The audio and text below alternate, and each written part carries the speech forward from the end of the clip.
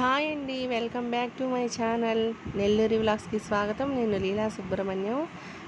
ఈ video December 31 night అండి. ఇప్పుడైతే నేను ఫ్రెష్ అప్ అయిపోయి చర్చికి వెళ్ళడానికి రెడీ అవుతున్నాను. ముందుగా నేను రేపు జనవరి 1 మార్నింగ్కి టిఫిన్కి అయితే వడ చేద్దామని మినపప్పు నానబెట్టానండి. ఇప్పుడు నైట్ 9:30 కావస్తుంది.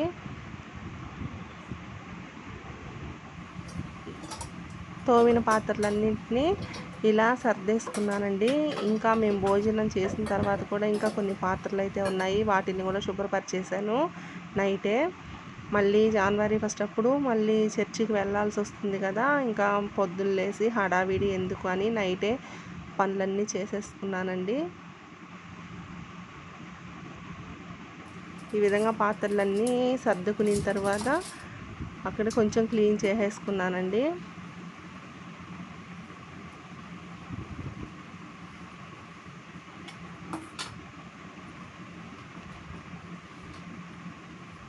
మామూలుగా ప్రతి ఇయర్ డిసెంబర్ 31 నైట్ చర్చికి అయితే వెళ్తామండి. వాగ్దానాలు ఇస్తారు. ఈ సంవత్సరం కూడా నేను డిసెంబర్ 31, 2022లో నేను తీసుకున్న వాగ్దానం నాకు నెరవేరిందండి. ఇప్పుడు నేను ఈ వీడియోలోనే చర్చికి వెళ్ళాను కదా, అక్కడ నేను సాక్ష్యం అయితే చెప్పానండి. నా సాక్ష్యాన్ని తప్పకుండా వినండి, కొంచెం ఓపిక చేసుకొని. ఇప్పుడు మిగిలిన భోజనం చేసేసిన తర్వాత నైట్ డిన్నర్ అండి అయిపోయిన తర్వాత ఆ మిగిలిన పాత్రలు కూడా కడిగేసానండి.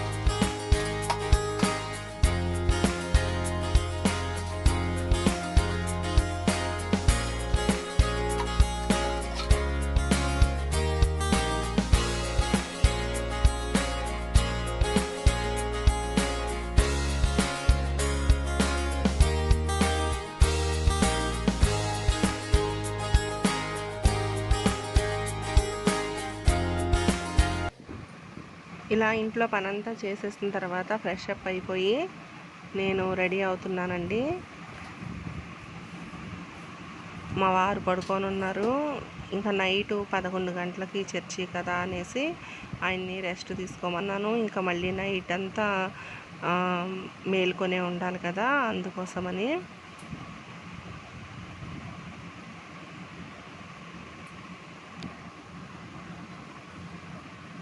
మాకు ఇంటి దగ్గరలోనే చర్చి ఉందండి. మా ఇంటి వెనకాలే చర్చి కూడా, దూరంగా వెళ్ళాల్సిన అవసరం లేదండి, నడుచుకుంటూ వెళ్ళిపోవచ్చు.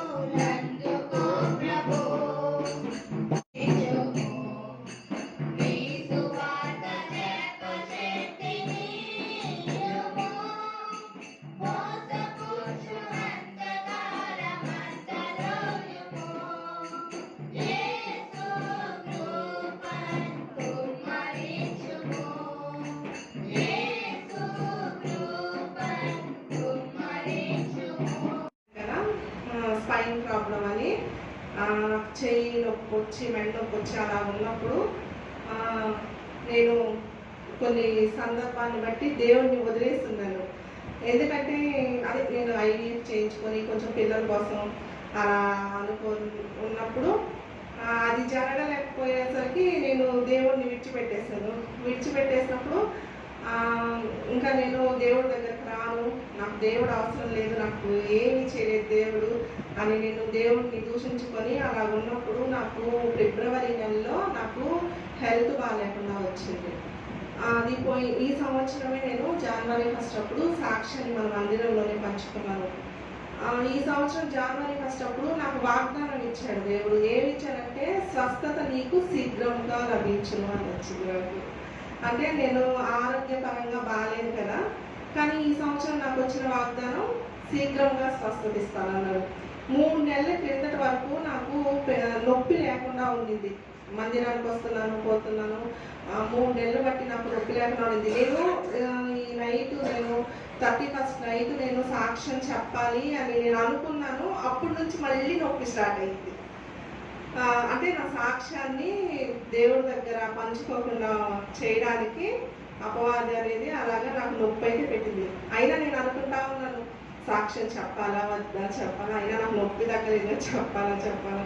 కానీ ఇప్పుడు లాస్ట్గానే నాకు అవకాశం దేవుడు ఇస్తా ఉన్నాడు. ఎవరైనా అని అన్న అడుగుతూనే ఉన్నాడు. అన్న ఇదిలో దేవుడు నాకు సాక్ష్యం చెప్పమని చెప్పారు. కానీ నాకు దేవుడైతే పోయిన సంవత్సరం అంటే 22వ సంవత్సరం స్టార్టింగ్ ఉన్నప్పుడు అంత పరిస్థితి అయితే నాకు ఇప్పుడు లేదు.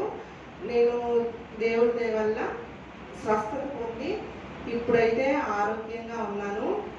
అంతేకాకుండా నా భర్త పట్ల నా కుటుంబం పట్ల దేవుడు అనేక విషయాల్లో మాకు తోడుగా ఉంటూ ఎన్నో సందర్భాల్లో నా భర్త చేసే పని బాటల్లో ఆయన చేసేది కొంచెం ప్రమాదకరంగా మా పని అలా ఉంటుంది.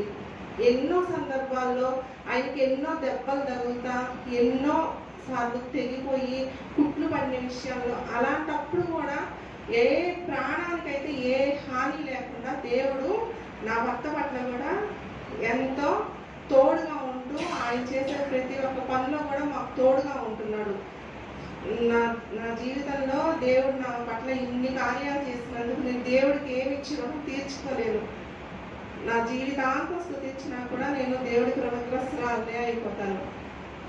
ఈ సాక్ష్యాన్ని ఈ మందిరంలో మీ అందరికీ చెప్పాలని నేను అనుకున్నాను. ఈ కొద్దిపాటి సాక్ష్యాన్ని దేవుడు దీవించినగాక. ఆమేన్. చూడక్క నువ్వు కూడా హ్యాపీ న్యూ ఇయర్. అసలు కనపడలే చీకట్లో కనిపిస్తుందా. హ్యాపీ న్యూ ఇయర్ అక్క. Same to you. రండి. అది నాకు హ్యాపీ న్యూ ఇయర్ అండి. వ్యూవర్స్ అందరికీ హ్యాపీ న్యూ ఇయర్ 2023. ఈ సంవత్సరం అందరికీ సంతోషాలతో ఉండాలని దేవుని ప్రార్థించి వస్తున్నానండి. అందరికీ wish you all very happy new year. Bye.